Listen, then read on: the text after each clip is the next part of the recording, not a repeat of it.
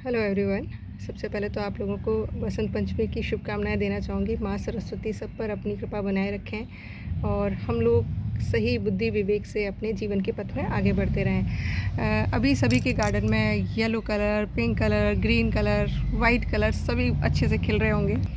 मेरे यहाँ भी ऑलमोस्ट सभी पौधों पर फूल आ रहे हैं। अच्छा, आज का जो टॉपिक है वो एक कैलेंडुला पौधे के बारे में है। एक मैम का सवाल था कि मैम मेरे जो पौधे हैं वो सूख रहे हैं। तो देखिए मेरे पास जितने भी कैलेंडुला के पौधे हैं, ये मैंने थोड़ा सा मैं लेट हो गई थी। फ्लावरिंग भी आपने देखा होगा मेरे यहाँ थोड़ी सी लेट हुई। तो अभी तक तो देखिए पौधे एकदम स्वस्थ हैं। उसके पीछे रीज़न यही है कि मैं अपने पॉट्स में बहुत ज़्यादा जो है ड्राई लीव्स आपने देखा होगा नीचे के पॉट में भरती हूँ, फिल करती हूँ। उसकी वजह से पौधे के अंदर मॉइस्चर मेंटेन रहता है।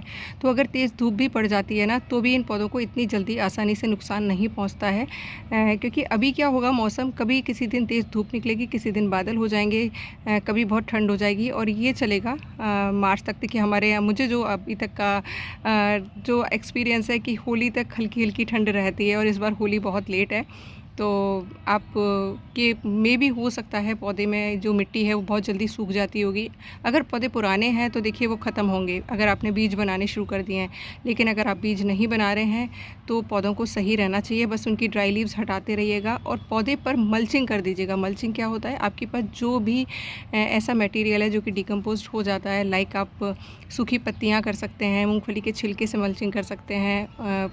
ये दो चीज़ें तो बहुत इजीली, और नारियल का छिलका, ये तो बहुत इजीली अवेलेबल हो जाता है। ये सब नहीं है ना, तो आप छोटे छोटे से कार्डबोर्ड के पीसेस करिए, उनको गीला करिए और मिट्टी पर बिछा दीजिए, जिससे कि अगर धूप पड़ती भी है तेज़ तो वो आपकी मिट्टी को नुकसान नहीं पहुंचा पाती है और पौधे में मिट्टी में मॉइस्चर मेंटेन रहता है और आपका पौधा सही बना रहता है। क्योंकि देखिए ये जो पौधे हैं ये सर्दियों के पौधे हैं, इनको गर्मी पसंद नहीं है। तो जैसे ही आपके एरिया में गर्मी पड़ना शुरू होगी, इनकी पत्तियाँ मुरझानी शुरू कर देंगी और पौधे भी अजीब से हो जाएंगे। तो ये चीज़ कर लीजिएगा।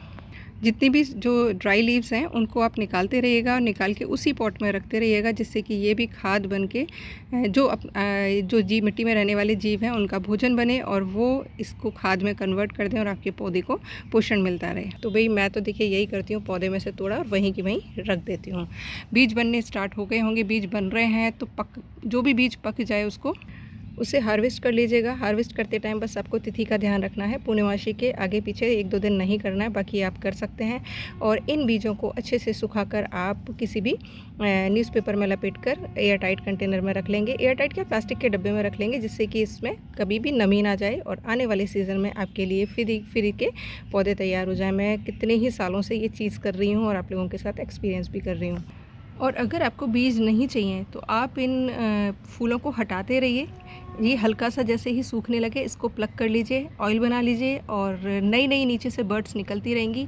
और ये आने वाले टाइम में भी मार्च एंड तक भी आपके घर में फ्लावरिंग करता रहेगा। बस पौधे में लिक्विड फर्टिलाइज़र देते रहिएगा 15 दिन में एक बार, कभी प्याज का कभी केले का, नहीं तो केले का छिलका साइड में दबा दीजिए। रेगुलर फ्लावरिंग करता रहेगा, बस पिंचिंग करते रहिएगा। अगर बीज बनने लगेंगे तो डेफिनेटली पौधा डल हो जाएगा। और क्योंकि सारी ताकत पौधा जो है फूल बनाने में नहीं, कली बनाने में नहीं, बीज को मैच्योर करने में लगा देता है, तो आपके पौधे मुरझाने लगते हैं।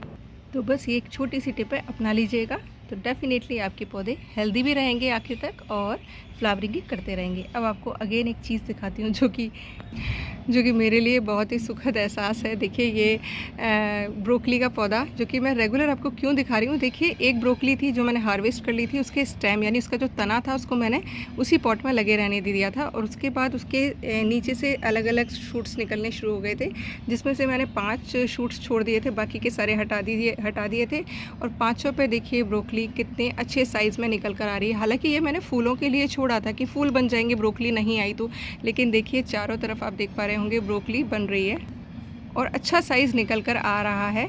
अब एक और मज़ेदारी दिखाती हूँ आपको। देखिए ये ब्रोकली है, तो देखिए ये ब्रोकली है और ये देखिए छोटे से नीचे से फिर से ब्रोकली के छोटे छोटे से फूल निकल रहे हैं। वो भी हर एक नोड एरिया से निकल रहे हैं। देखिए अगर आप देख पा रहे हैं तो ये देखिए ये जो मैजिक होता है ना, या हो रहा है मेरे गार्डन में, सिर्फ इसलिए हो रहा है क्योंकि मैं अपनी मिट्टी का विशेष ध्यान रख रही हूँ। मेरी मिट्टी में बहुत सारा जीवन है और सच में मैं ब्लेस्ड हूँ कि ईश्वर की कृपा है मेरी। मैं अपनी मिट्टी में को इतना अच्छा कर ले रही हूँ कि यहाँ पर सच में मिरेकल्स ही हो रहे हैं मेरे यहाँ पर, क्योंकि मैंने ये एक्सपीरियंस कभी भी नहीं किया था। फर्स्ट टाइम कर रही हूँ। ब्रोकली लास्ट ईयर भी उगाया था, एक ही फूल उगा था, लेकिन ये वाला एक्सपीरियंस मैंने नहीं किया था कि एक ही ब्रोकली से आप बार-बार, एक ही पौधे से बार-बार हार्वेस्टिंग ले सकते हैं। और देखिए चारों तरफ फूल हैं इसके। और मैंने किया कुछ नहीं था, आपके साथ शेयर किया था। मैंने मेन स्टेम को काट के साइड में उसको ही चॉप करके डाल दिया था और सब्जियों के छिलके साइड में दबा दिए थे। बाकी जो गार्डन वेस्ट आप देख ही पा रहे होंगे सारा का सारा पड़ा हुआ है।